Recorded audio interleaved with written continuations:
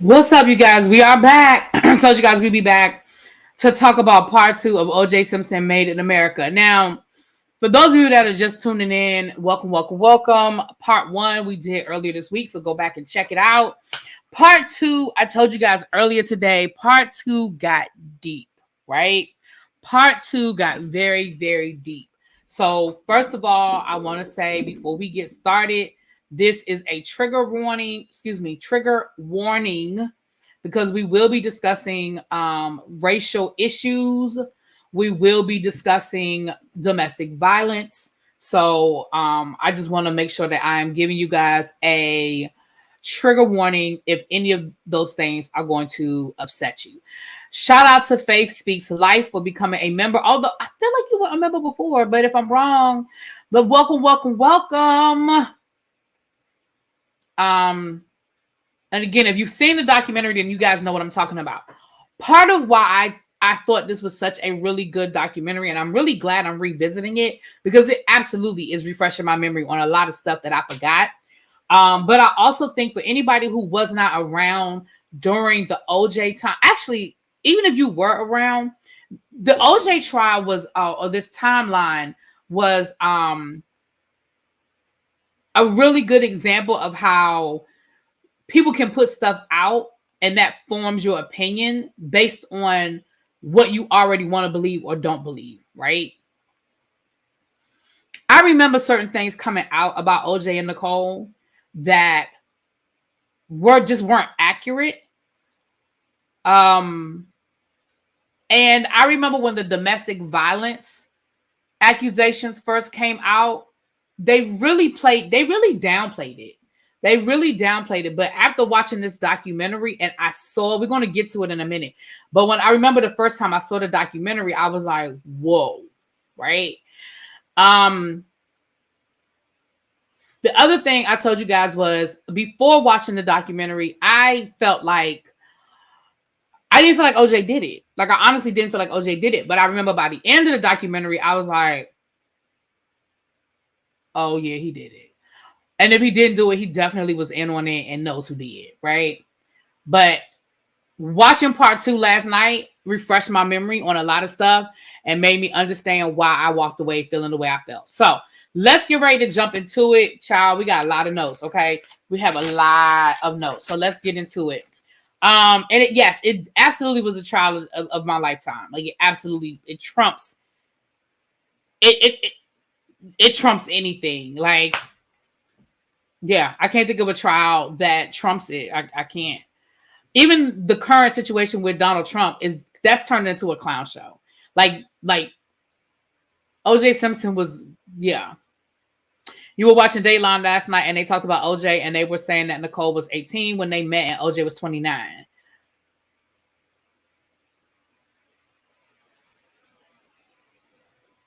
Listen, I don't believe that to be the case, but it's on Netflix. If you have Netflix, it's on Netflix, or you can get on ESPN Demand or ESPN Plus, I think somebody was saying, or you can get it on Amazon Prime, but you got to pay for it on Amazon Prime.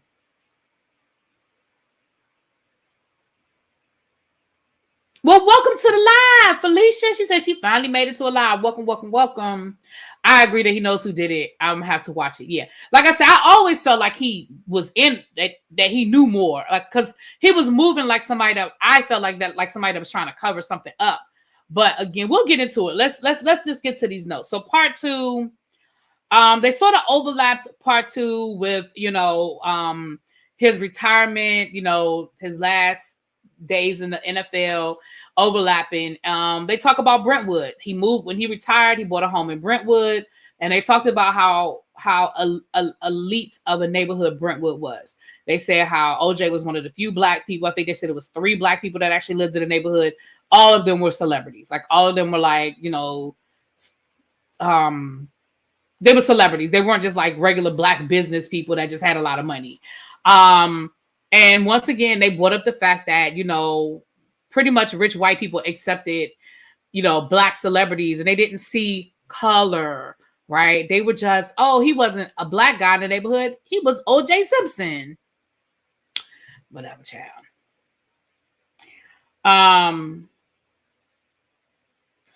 So they bring up so the majority of this of part 2 gets into a lot of the racial tension that was going on in LA at the time, like the 80s going into the 90s, which set the stage for why so many Black people wanted to see OJ win, even in the midst of knowing that OJ was never really like for the people. But anyway, so they start off telling us about a woman by the name of Eula Love. Eula Love was a single mom who had ran into some, financial issues, and the police showed up at her house over a utility bill.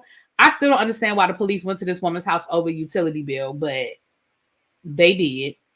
The utility bill. Now, Maxine Waters, who was on the state level at the time, she said that it was a $20 utility bill. The police came back later and said it was a $80 or $90 utility bill. And again, in the 80s, a $90 utility bill, I guess, was significant, but it certainly should not have cost her life. It sounds like the police were there. She got upset for whatever reason. It escalated. She had a knife in her hand. And the police ended up shooting her 8 times on her front lawn in front of her children. Well, we're just getting started, little baby. We've only been started for eight minutes. So thank you, Miss Bay. Yes, hit that thumbs up for the algorithm. Thank you. Thank you very much. So that was one of the first, like in the 80s, like a blight on LAPD for excessive force, basically saying, hey, was all of that necessary? You know what I mean? Was all of that necessary? And we meet Chief Daryl Gates. Now, Daryl Gates, who we'll know later on when we get to the Rodney King piece of this, but Daryl Gates was the police chief who was not necessarily as blatantly racist as Chief Parker that we met in the first episode. However, he very much still had the he very much fostered a racially insensitive mindset in the LAPD. I always thought OJ did it. This is going to sound really bad, but I wasn't upset that he got away with it. I never thought he would do it again, and he didn't. Just me, again, I think that's where a lot of Black America was, because again, and I've said this before, and I will keep saying it again. The O.J. Simpson trial was a referendum on America's criminal justice system, right? I will speak for myself, but I'll say we for the purpose of this conversation. Hey, Angela. Hey, boo. What we were happy about when OJ got away with it wasn't so much that the majority of us didn't think OJ did it or had a strong suspicion that he could have been guilty. The majority of us were like, this is finally white man's justice that works for the Black man. Like, we finally were able to see a Black man use their system against them, and they didn't like it. They were pissed, right? So we were finally able to see how we, as Black Americans, we saw somebody win. Right. Rodney King had a lot to do why OJ. Yeah, we'll get there. Let me stick to my notes because I got a lot of notes to get through. I'll get to y'all know how I'll do. I'll come back to the comments. Now, Daryl Gates was credited with starting the SWAT program and starting DARE, D-A-R-E. You guys, if you grew up in the 80s and 90s, you knew the DARE program. It became a nationwide program, but it started in the LAPD, and it was like DARE. It was like something about drugs and alcohol, whatever. They talk about OJ, how in his post retirement life, him and Nicole, he was divorced by now. Him and Nicole were hot and heavy, and how he grew up in religion. His mom was very religious, and his mom wanted him to be very religious, and he went to church from time to time. However, he was never really active in church. They talked to civil rights activists from LA, and they said that basically they knew that OJ was a lost cause. Like, they tried to reach out to OJ, get him to get involved in civil rights issues in LA and in the area, and he just was never He just was never a part of it. He just never wanted to be a part of it. Now, I will say this. Thank you. Drug awareness, resistance, education. Thank you, Yana. Thank you. Hold on, y'all. I got my window open and I smelled something wafting in from outside. I was like, what I smell? And so one thing I'll say, like, not all civil rights activists were on the front lines, right? Not everybody showed up to picket. Not everybody showed up. But a lot of times you had people who would write a check. Bill Cosby was one of them. Bill Cosby was very clear. I ain't showing up. I ain't walking the picket line, but I'll cut a check. And Bill Cosby was very financially supportive of the civil rights movement in the 1960s and the 1970s. Now, you ain't going to find no footage of him walking arm in arm like with Harry Belafonte or Dick Gregory, right? You ain't gonna find that. But if you ask people from the movement, they'll tell you, well, Bill Cosby wrote checks. But it sounds like they didn't specifically say that O.J. Simpson wouldn't write a check, but it does not sound like that he did. So they spoke to that.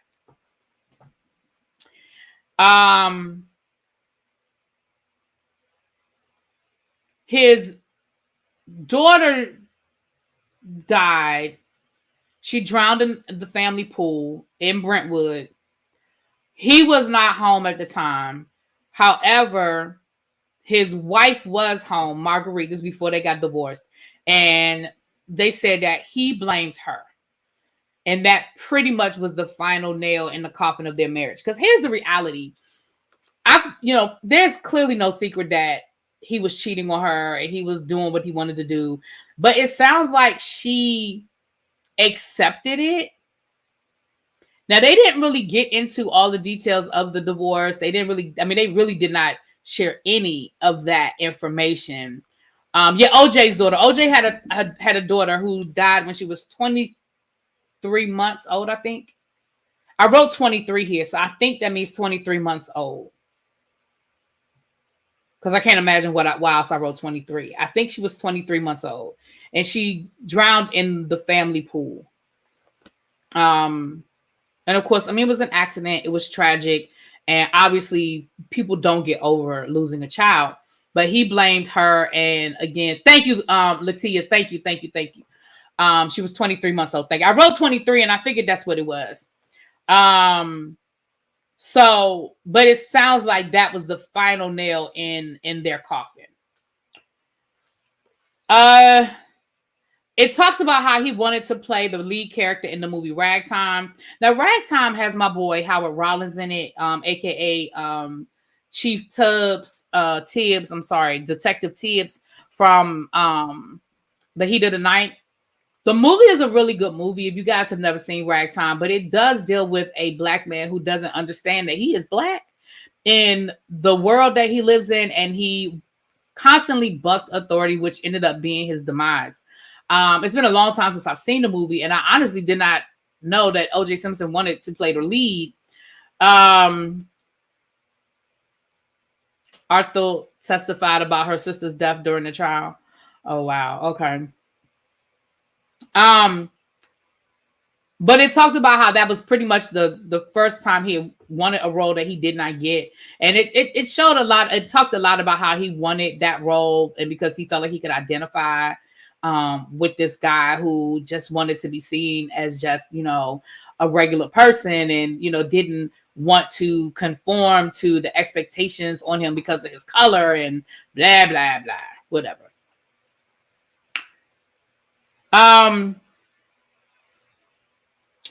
Then it talked about how he married Nicole. So he married Nicole. And again, they did not get into the years. They really didn't get into the amount of time, between the divorce and the marriage. And I ain't Google it because it's not that important.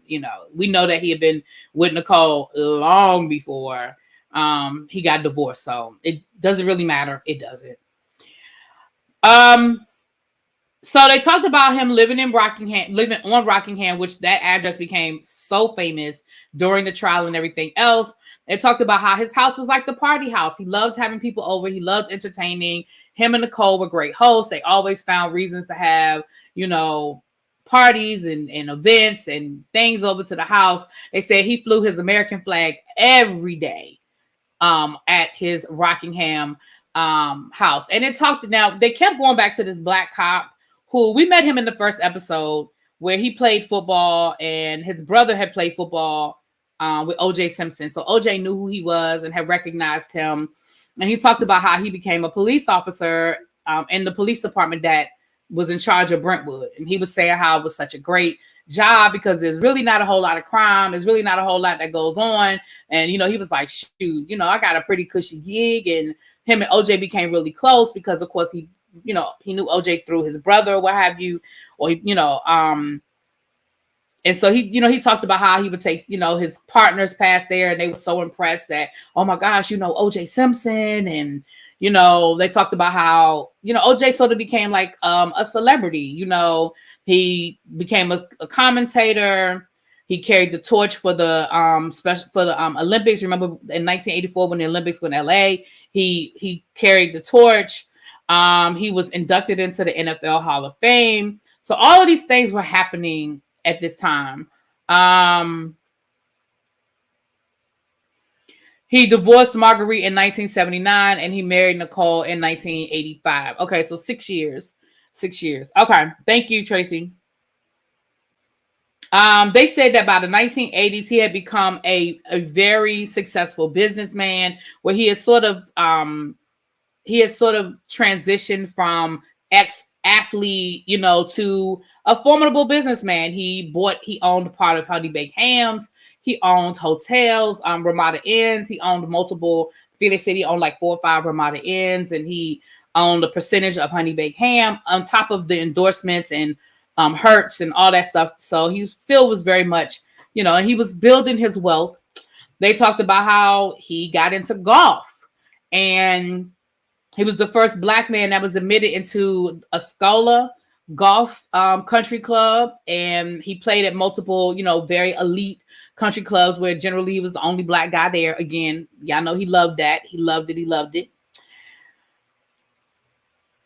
Bill Gates, Lord, not Bill Gates, Daryl Gates. At the same time, they were talking about Daryl Gates being the police chief and how they talked about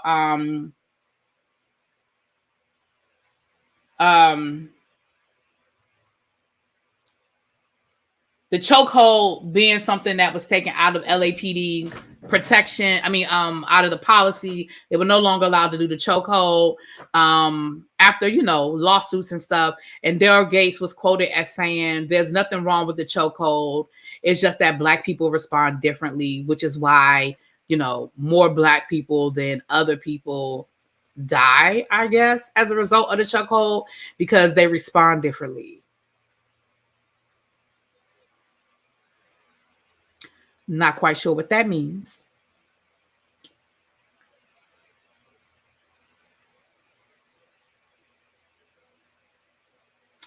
Then they talked about,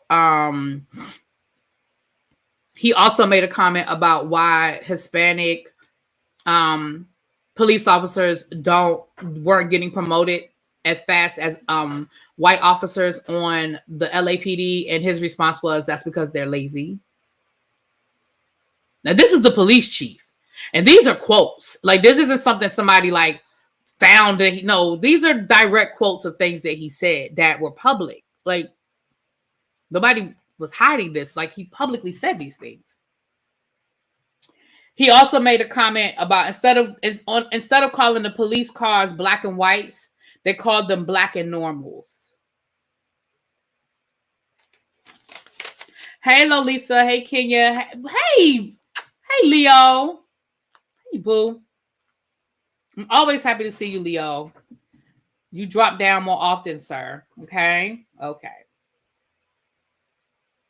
Just me, it was a sad photo. You know, Howard Rollins was a troubled soul, and I really wish that he had lived in a different time, because I feel like a lot of what we saw from him was him not being able to live his truth.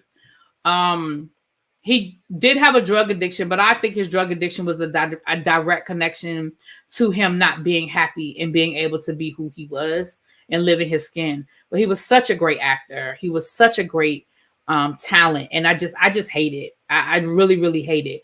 The one thing I will, even though Carol O'Connor is most famous for playing,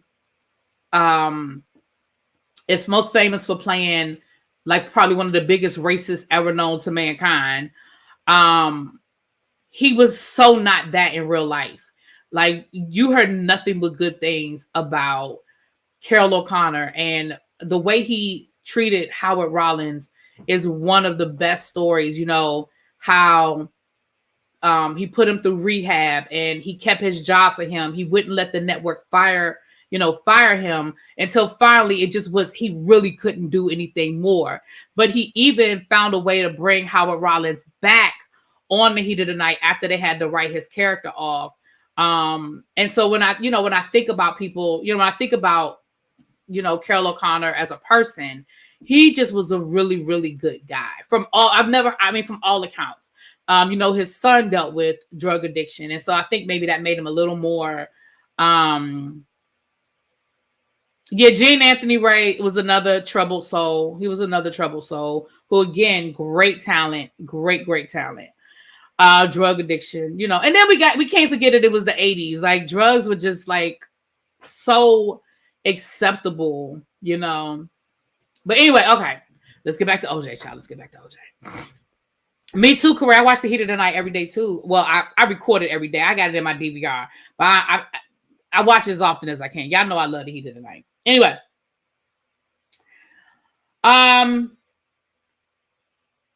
so then they started talking about Operation Hammer out in LA, where they were cracking down on the gangs. You guys may have seen footage of Daryl Gates with his tank. He literally had a tank where he would bust down people's doors. And they talked about an incident that happened on 39th and Dalton, and they just called it 39th and Dalton. Like, if you, I love me some Bubba with his crazy stuff. Anyway, I'm sorry. Okay. If you, if you lived in LA, during that time, if you say 39th and Dalton, this is just automatically something that comes up, right? August the 1st of 1988, the police issued a search warrant on a house at 39th and Dalton. It was a house that had like apartment units in it, and they literally tore that house up. They were supposed to be looking for drugs, but they literally, like, they broke every mirror in the house. They put slits in all of the furniture. They broke the beds. They busted up the dressers. They literally tore the house up, and they showed the footage of it. And, again, it makes you angry when you think that this, again, and they did find some drugs. I think they said they found like some weed, and they found like a couple, like 6 crack rocks. So clearly it was not a drug den. Clearly it was not a stash house. Clearly this wasn't a place where, drug dealers were holding the stash. They didn't say anything about finding money. Sounds like maybe somebody who was living there probably, was doing drugs, was smoking some weed, smoking some crack.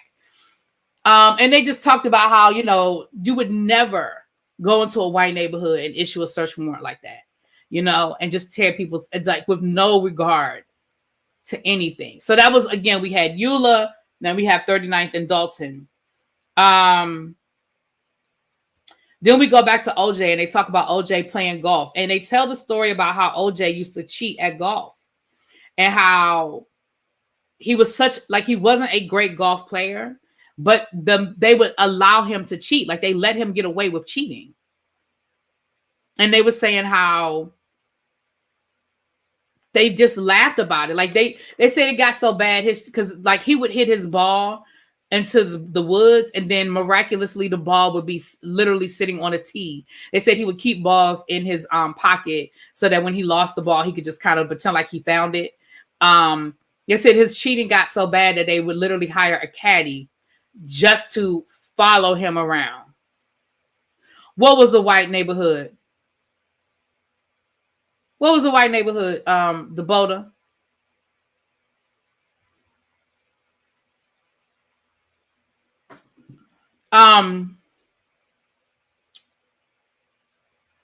Yeah. So, and one of the guys was saying how it really wasn't funny. Like, the one thing about golf is your integrity, because you do, you do hit the balls go into the woods and things like that. And so they were like, it really wasn't funny. But here again is another example of people just letting OJ get away with stuff because he's OJ, right? They stroked his ego to and fro. They sure did. They sure did. They said he just couldn't stand losing. Okay. So then we started learning more about Nicole and OJ's lifestyle. They said they lived a very lavish lifestyle. The money was good. The money was flowing. They lived that lifestyle. You saw them. They were always put together. They had the nice cars and the clothes. And, they did all of the things that are connected with, that celebrity lifestyle. But they said that OJ was a notorious womanizer and that Nicole knew.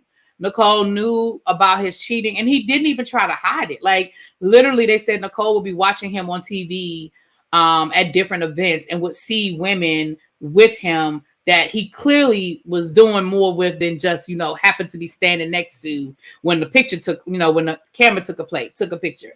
One affair in particular with a woman named, did I write her name down? I didn't write her name down. But one affair in particular, he actually blamed on Nicole because he had an affair with this woman when Nicole got pregnant, and he told her that she got too fat. And that's why he was forced to go sleep with another woman, because she had gotten too fat when she got pregnant.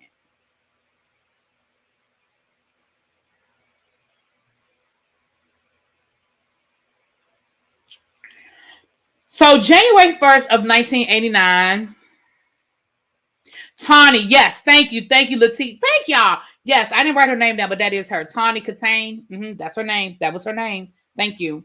So January 1st of 1989, New Year's Eve, from going into January 1st, that night, there was a 911 call where Nicole, right, that's how she got him too, right?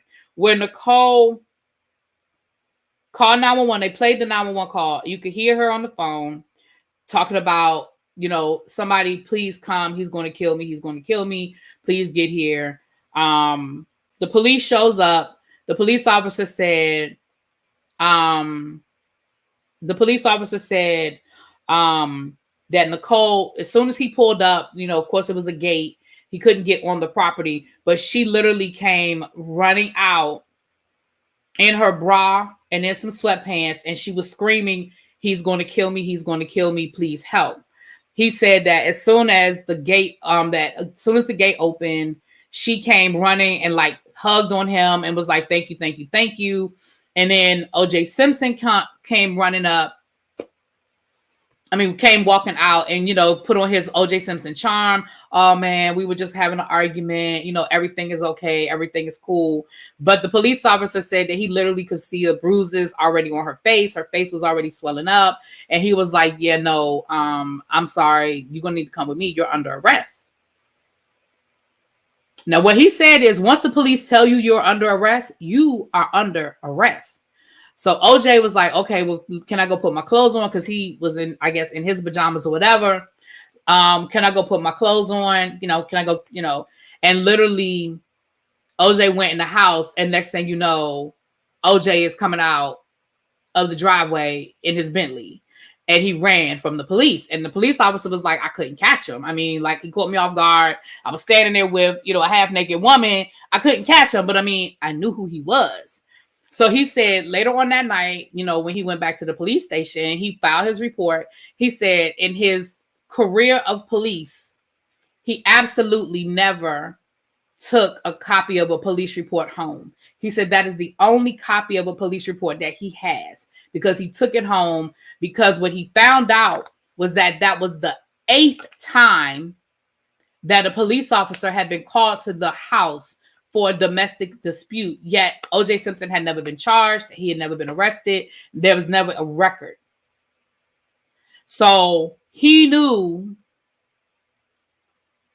something here. This man is getting, he's, and because Nicole told him, Nicole was like, you guys have been here 8 times before. Like, this isn't the first time y'all been here, but y'all always let him get away. Y'all always let him talk his way out of it.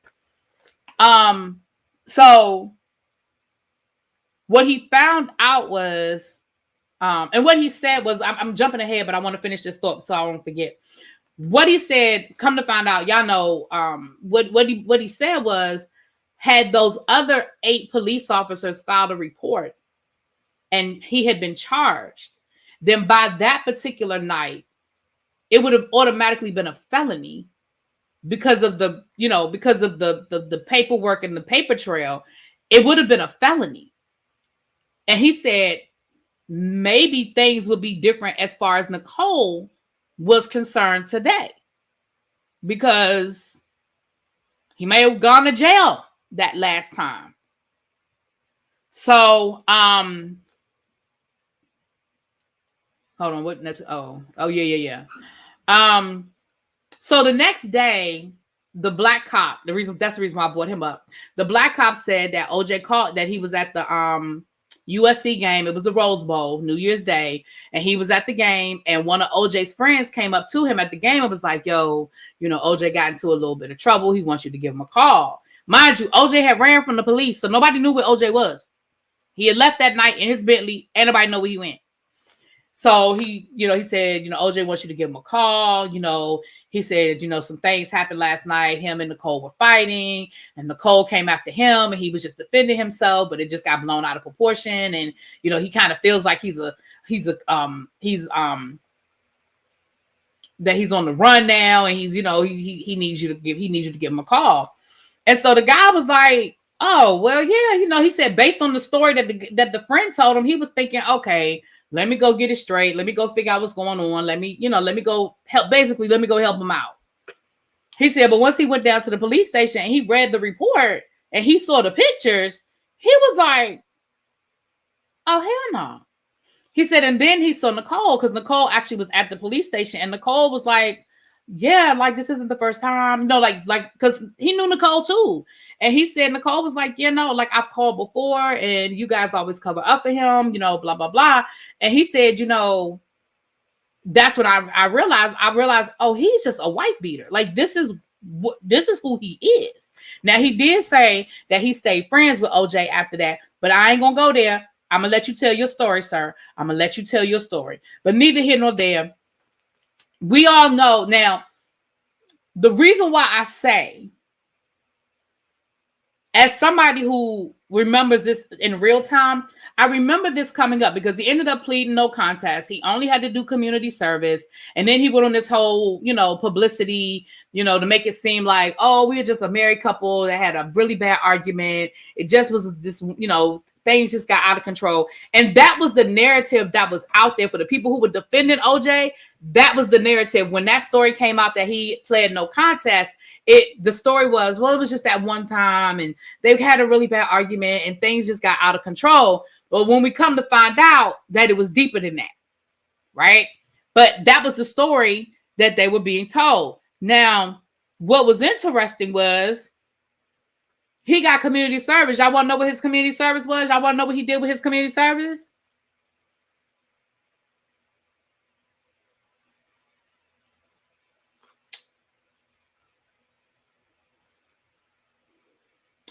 He threw a celebrity golf tournament. That was because his community service. That he threw a celebrity golf tournament.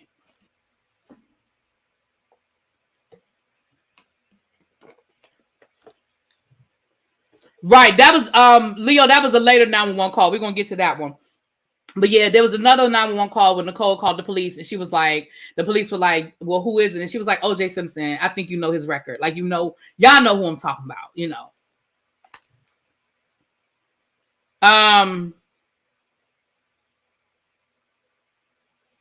They talked about how, and this goes back to maybe some possible trauma with growing up with his father who was gay, that Nicole had gay friends. And remember Ron Goldman, Ron Goldman, remember Ron Goldman was gay. So keep that in your back pocket.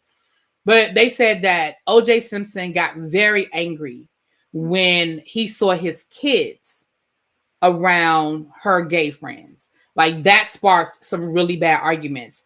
As it related to, there was one really bad argument they had that she said that he physically assaulted her when one of his gay friends kissed their son on the cheek. And again, you know how you pick up a baby and you're like, oh, and you kiss the baby on the cheek, whatever. Like it literally was that. It wasn't anything more nefarious than that. And literally OJ got mad about it. And later on that night, they got into a physical altercation where he assaulted her. She actually talked to one of his friends about that and was like, listen, you know, OJ's dad is gay. Do you think that is part of why he gets so angry? Do you think that's why he hates women so much? Because of, you know, his dad. And, you know, of course, we didn't use the words trauma and stuff like that. Yeah, y'all didn't know Ron Goldman was gay? Yeah, Ron Goldman was gay. Yes. And she actually talked about the fact that she felt like that he beat her because of that. Now, even though there weren't other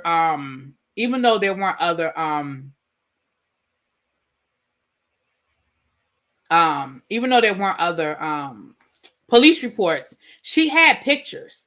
So the friend of his actually saw her pictures from the other assaults where nobody filed a police report, where nobody did anything, where they had, they actually had pictures.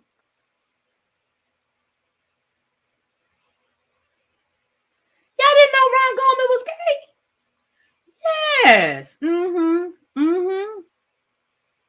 That's what they thought. They thought that he was messing with Nicole, but no, Ron Goldman was gay. But that was one of the things that was out there. But his dad talked about that.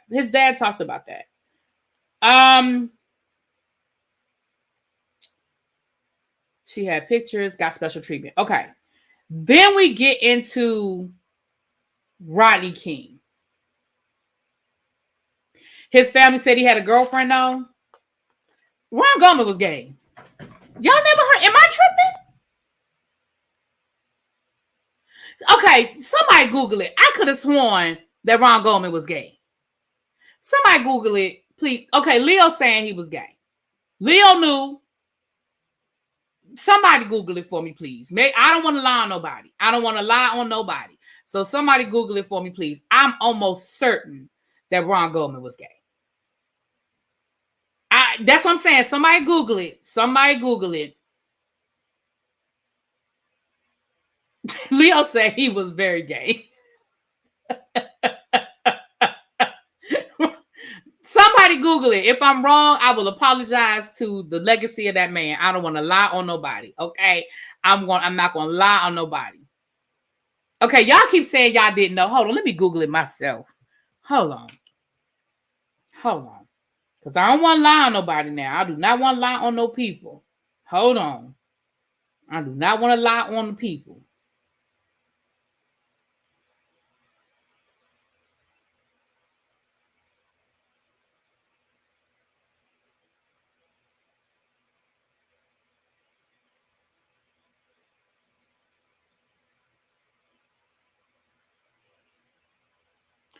Okay, hold on. Let me read what I read. What I found.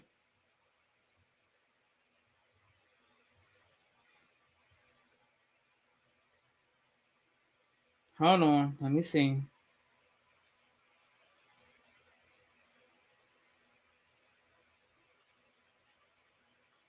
Oh, that's the wrong Ron Goldman.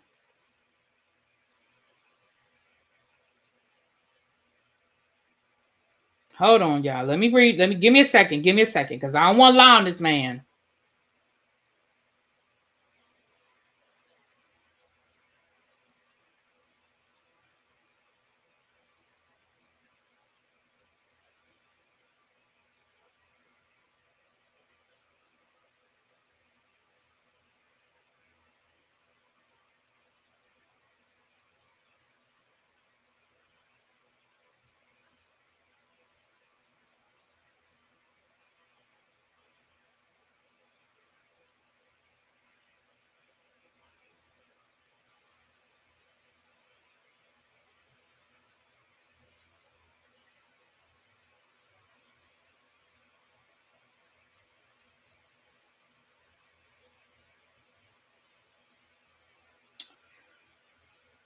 Okay. I remember reading that. I'm looking at this article right here. It says that they were good friends, but they weren't dating. They hung out a lot together, but they weren't dating.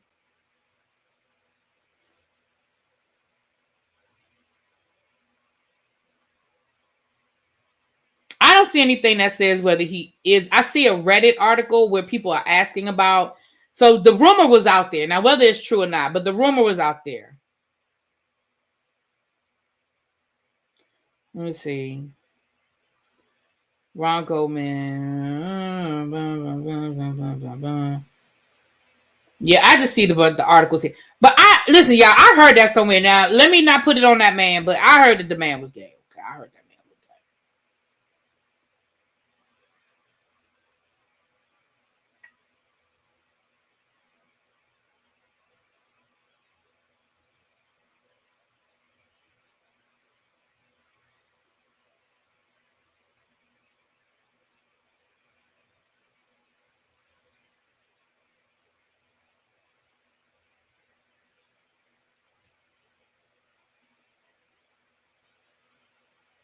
All right, I'm gonna get back to my notes. I don't see it. I don't see anything that says he was, but I don't see anything that says he wasn't either. But I'm almost certain I heard that. But again, we heard a lot of stuff when all that thing was going on. I didn't realize I was telling y'all something y'all didn't know. Y'all never even heard the rumor? I'm the only one that heard the rumor. I mean, Leo the only one that's heard it? Huh, okay.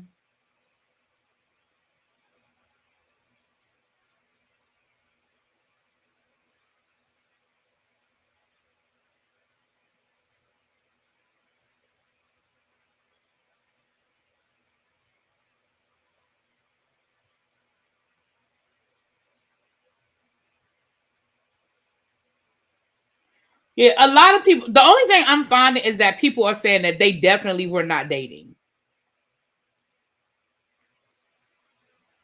Yeah, they said that they were not dating. They were good friends. They hung out together a lot, but they were not dating. That's the only thing I can find. Okay. Well, let me take that back. I don't want to. Okay, Tawana heard it too. Okay. Okay, Sleepless in New York. Okay, thank you. Now I'm starting to see that more people, at least I'm not crazy. All right. I don't know if it's true, but at least I know I wasn't the only one that heard it. Okay, it's a few other people that heard it too. All right, let me get back to the notes. I'm going to leave that where it is, but I could have, like I said, that's what I had heard. But I'm going to leave that where it is. I'm going to leave that where it is. Okay, let's get back to the notes. Okay, we still got a little ways to go, y'all. We still got a couple of pages to go, so let me get back to the notes. All right. Okay. Yeah, maybe that's what it was, Felicia. Sniff, buddy. Okay. Nicole's friends were right. They were definitive that the two of them were not in a relationship. Okay. No, OJ didn't know either. Again, they hung out a lot together. People thought they were sleeping together. So, I mean, it wasn't crazy for OJ to think it. We're going to get to Miss Nicole in a minute. Hold on. We're going to get to her in a minute. Hold on.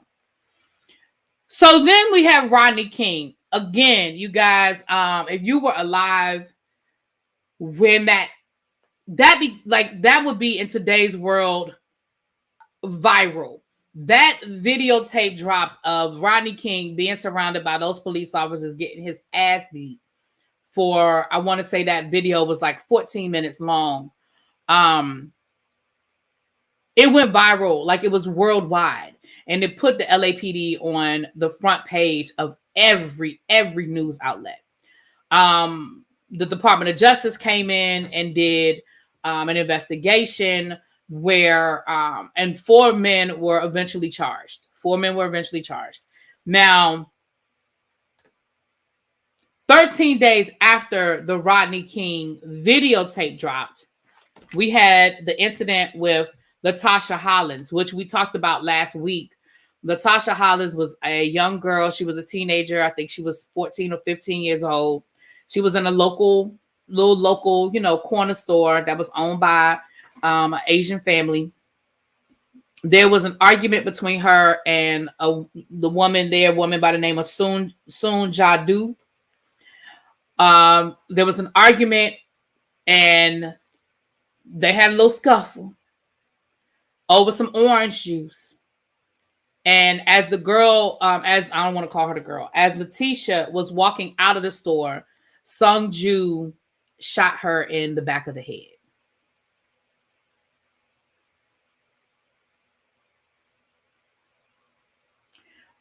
Again, you can see it on video. So if you watch part 2, trigger warning, they show the Rodney King incident and they show, because it was on video. It was very grainy, but it was very clear what happened. Sung Ju was convicted of unaliving this young lady. However, the judge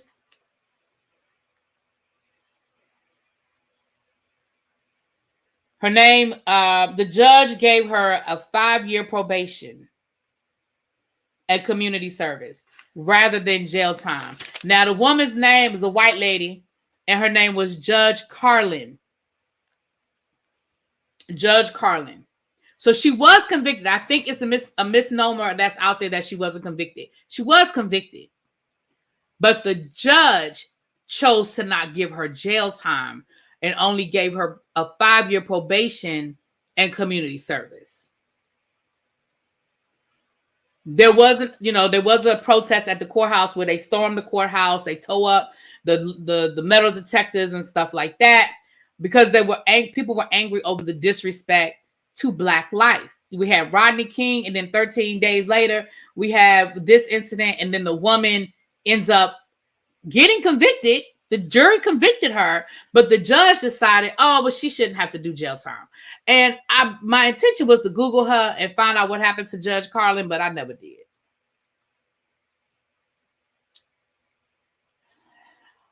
While this was going on, O.J. Simpson was out trying to save his reputation. He was downplaying the incident with Nicole. He was worried about his corporate relationships. He was worried about being dropped from his endorsement deals and things like that, which never did happen. He was able to go out there and do his OJ thing. He did interviews and things of that nature. And Nicole even, they said Nicole was afraid to leave him because he took care of Nicole's family. He was, not only did he keep Nicole living good, but he took care of Nicole's family.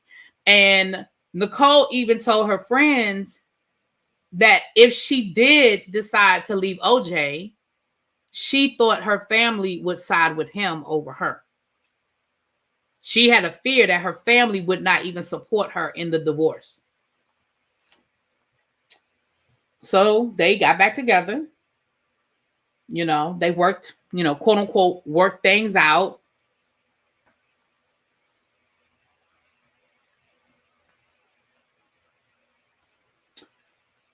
He convinced her to stay with him. And again, he was convicted of 120 hours of community service, and he pled no contest. So he didn't plead guilty. He pled no contest. On April the 29th of 1992, the 4 officers that beat Rodney King were acquitted. And I was in school. I was in high school.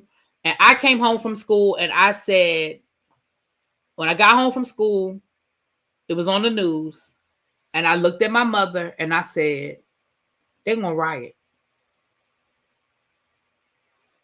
Like I said, they're going to riot. And that's exactly what happened. We know what ended up happening. There was absolutely a riot. And the documentary goes into details about a lot of the other, a lot of the outside things that happened and what was going on in the community and stuff. But the riots happened, and the police response to the initial riots were basically just let them be mad, let them blow off their steam. They'll calm down. Like I keep wanting to say Bill Gates. Daryl Gates was literally campaigning. He was at a private residence somewhere campaigning, and he wasn't even available. Again, this is before the days of, everybody had a cell phone on their hip. They could not get in contact with Daryl Gates to say, what should we do? And when Denny, Reginald Denny, we know the infamous video. Hey, St. James. Hey, boo. We know the infamous video of Reginald Denny getting pulled out of his 18-wheeler and being beaten in the middle of the intersection. Literally, there were police officers 2 blocks away, but they were told to stand down. They were told, do not go down there. And they actually interviewed police officers who were there at that time. And they were like, we were pissed because we were like we literally could have stopped that. Like, we could have stopped the riot before it got to that point. But for those of us who understood that as long as they were in the Black neighborhood, there was no sense of urgency. They didn't care. The minute they, and for people who lived in LA, tell me if I'm wrong, but the minute they started moving out of the Black neighborhood, it started marching towards the more affluent neighborhoods. Then all of a sudden, here come the police. But we know that the riots happened. Nicole's father ran a Hertz dealership because of OJ. Yeah.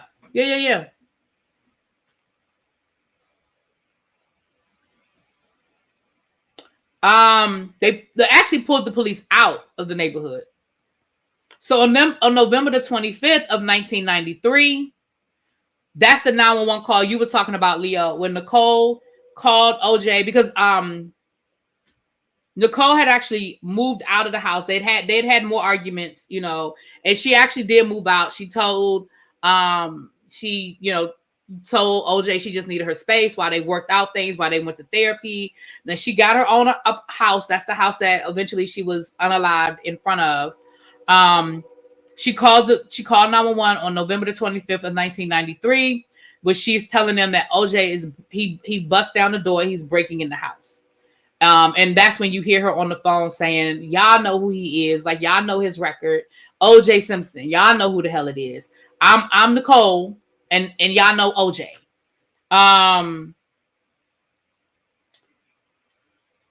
Nicole actually filed for divorce after that incident. She filed for divorce. She started dating a man by the name of Keith.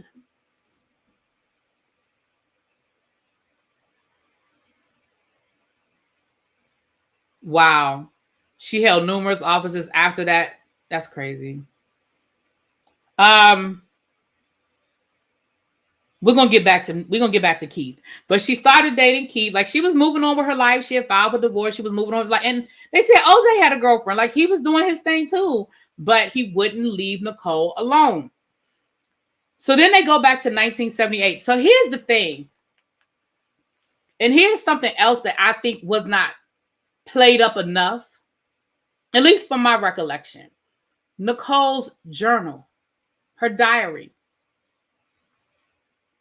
They show actual pages from her diary that started in the first time OJ beat her was 1979. That was the first beating, according to her journal. In her journal, there were incidents of him beating her multiple times, her having to go to the hospital, him sexually assaulting her. There was one where she said he was beating her while he was sexually assaulting her. And the thing about diaries are not something you just wake up one day and you duplicate years and years and years of diaries. So if this was in the 1990s and she had diary entries from the 1970s, this is not something she just woke up one day and just duplicated, right? This, you got to put some validity in that. You've got to give some validity to the fact that they found diaries that went back years that chronicled these incidents. There was an incident in Hawaii. That was the one I told you guys about, where one of Nicole's friends who was gay had kissed his son, and he was upset about it. They got into a fight, and there was a beating there. I believe she was hospitalized after that one. So after she filed for divorce, and she was out, she was living her life. She was doing her thing. They said that he was stalking her. He would follow her. He would get her friends to keep tabs on her and tell him where she was. I'm sure he was giving them money. Now he would get her friends to basically tell OJ where they were going, who they were going to be with, who she was seeing, who she was spending time with. And They said he was obsessive, he was angry, he was jealous, all of the above. Her friend Keith, or at the time, her boyfriend at the time, he told the story of one night they were at a club. They were at the Roxbury. If you guys remember Night at the Roxbury, it was a big SNL skit from the 80s. They were at the Roxbury at a club dancing, having a good time. And OJ was there. And he said that, Nicole came up to him and was like, OJ's here. And he was like, oh, great. Because he talked about how OJ even approached him one time and basically got in his face and was like, she's still my wife. You might be messing with her, but she's still my wife. So he was like, oh, great. OJ's here. She was like, let's leave. And he was like, great, let's go. So they went back to her house. He said, they got it in. They got it in. And the next morning, OJ showed up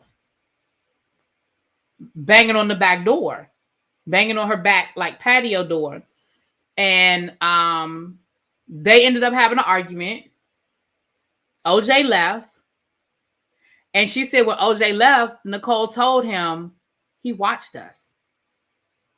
Because he said they had sex in the living room. And she said he saw us. He watched us last night. I was like, yeah, this mofo was crazy. This mofo was crazy. And he said, obviously, after that, pretty much everything changed. Like, their relationship kind of fizzled after that because, what do you do with that? Like, what do you do with that?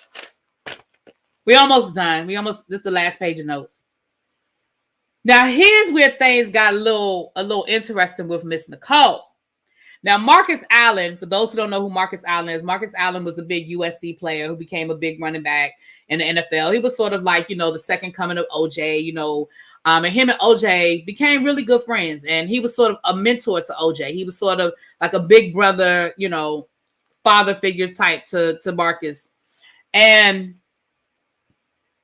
Marcus and his wife actually used to double date with Nicole and OJ and all of that stuff. Where allegedly Nicole and Marcus started doing the do. Allegedly, they started hooking up, which is what really sent OJ over the edge. It really sent OJ over the edge when he found out that the two of them was getting it in. Now, everybody said it happened except for Marcus. Marcus Allen said that it never happened. I never slept with her. But everybody else said it was true. And even Nicole sort of admitted it in the 911, the next 911 call that we're going to talk about. She sort of admitted that it happened. She didn't come right out and say it. I'm going to get to that in a second. But Marcus was like, that never happened. I never had no sexual relationship with Nicole. We were friends. But all of OJ's friends said it was true. Of course, OJ believed it to be true. And let's be clear, whether it was true or not, OJ believed it. So it didn't matter whether it was really true or not. He believed it in his mind. He had made up his mind that it was true. You see what I'm saying?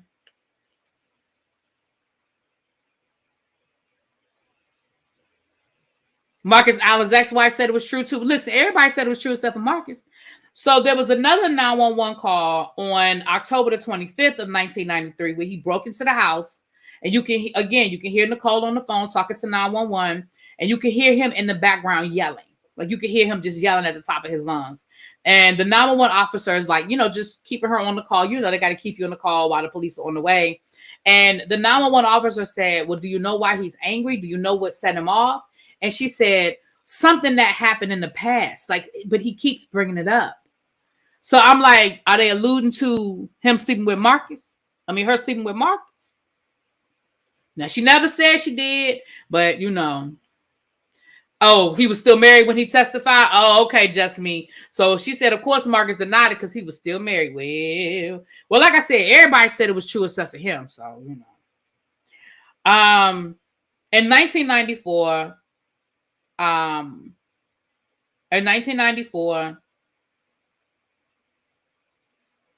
she said it was officially over. I have May 25th. Something happened on May the 25th. I wrote May 25th, and then I wrote, maybe it was May 25th of 1994, that she officially told her friends that it was over, and she was done for real. Like, that was it. It was it. It was a wrap. She was done for good. Like, went through with the divorce. She was done. And they said that is when he really, really, really spiraled. That his friend said when Nicole left for good, that is when he really spiraled and that he was changed. Like he was a changed man. Like he was just a different guy.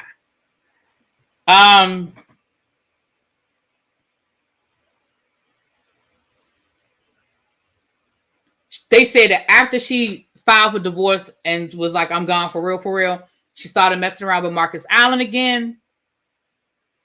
And that OJ straight up told her, if you mess with him again, I will kill you.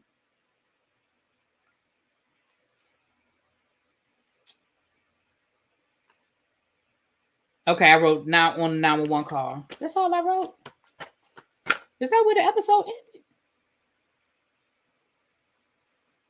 Well, that's the last of my notes. I guess that was where the episode ended, child. That was the last of my notes.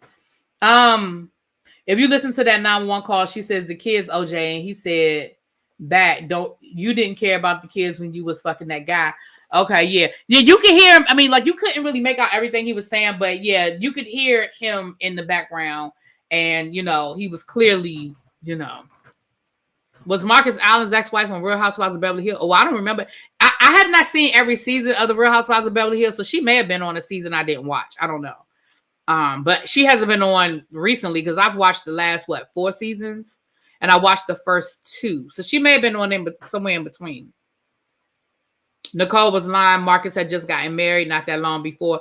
Nicole was lying about what?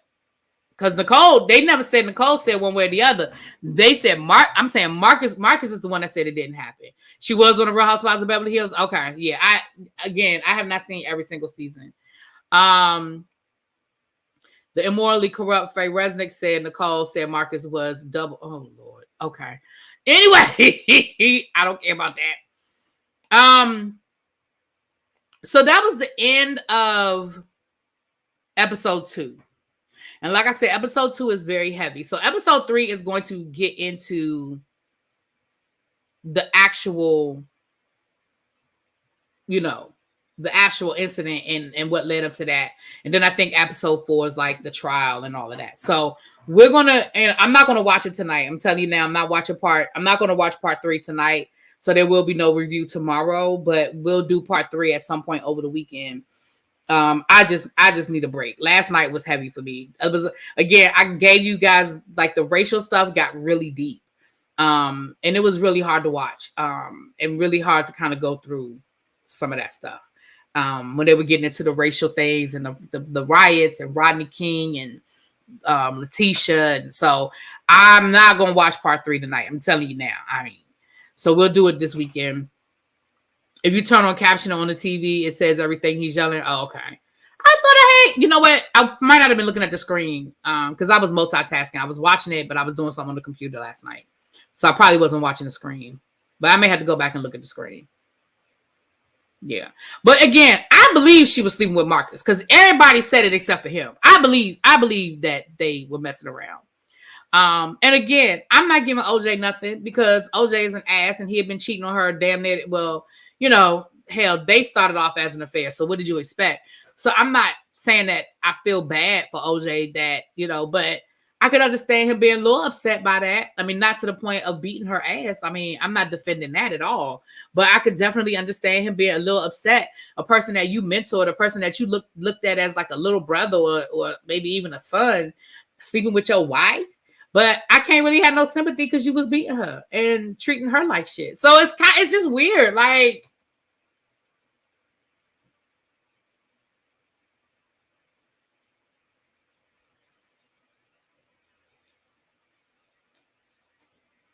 yeah. All right, you guys. Please hit the like button on your way out the door. Thank you guys for any donations. Again, they're not required, but they are appreciated.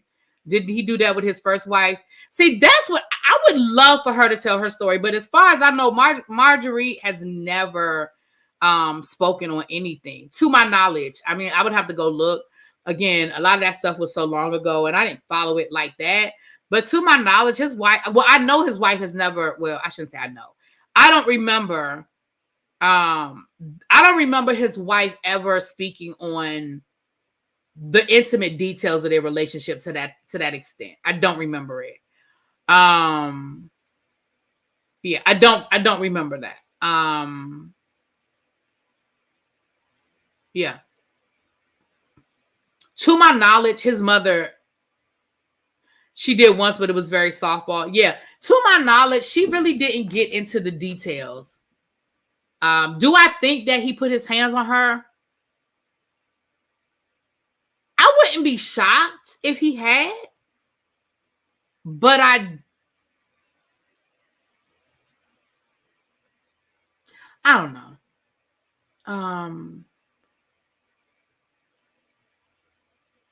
I don't know. I'm just say I don't know.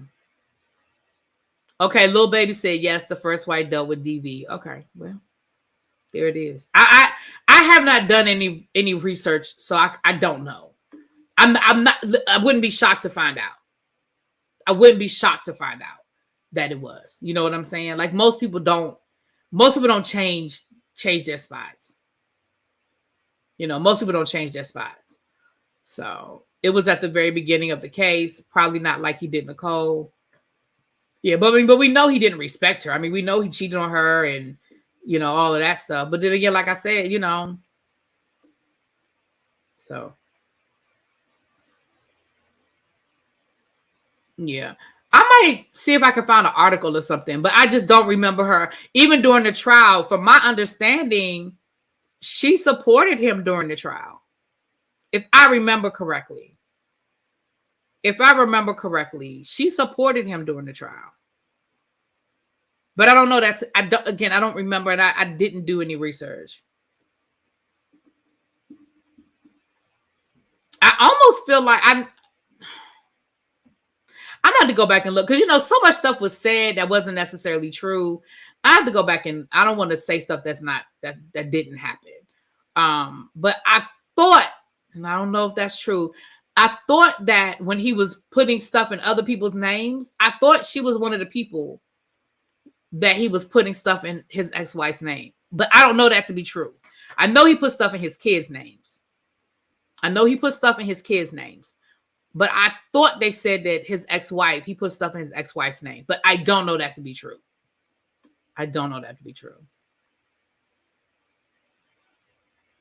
So she was there. Yeah, I thought she supported him. OJ felt he bought Nicole so he could set her. Yeah, they spoke to that in the documentary that, you know, he told her how to wear her hair. He told her how to dress. He told her, you know, what to wear when they were going places. Like, yeah, he definitely treated her like his possession.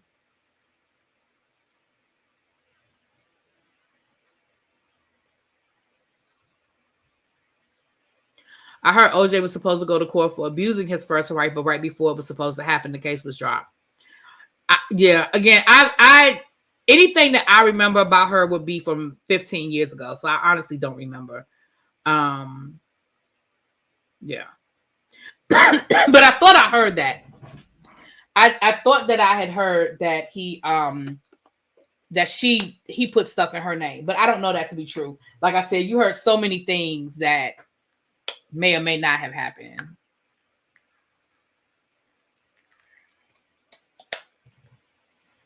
Yeah. I may look it up. I'll see if I can find something on Marguerite. But I do not. But again, I know that there's no bombshell interview because that would be everywhere. That would have been in a documentary. Like that would have been everywhere. If she had ever come right out and just said, yes, these things happened to me. If she had given an interview, like I don't remember. And again, I haven't watched all 4 episodes yet. So maybe something came up in the other episodes, but I don't remember that. I don't remember her ever really speaking.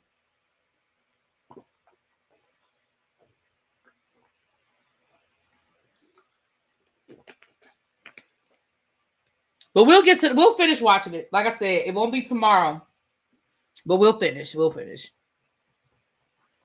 He was an abusive narcissist. He felt entitled. Yes, absolutely. All right, you guys, let me get ready to get out of here. I will talk to you guys later. You guys have a happy Friday. Do not forget that tomorrow we are going to be watching that new show, Never Ever Met. I believe that's the name of it. It's Never Ever Met. It's coming on at 8 o'clock tomorrow.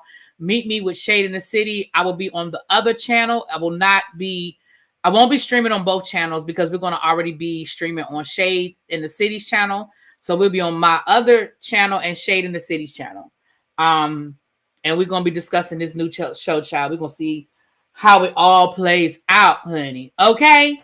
All right, you guys. I will talk to y'all later. Mwah! Y'all have a good evening. Peace.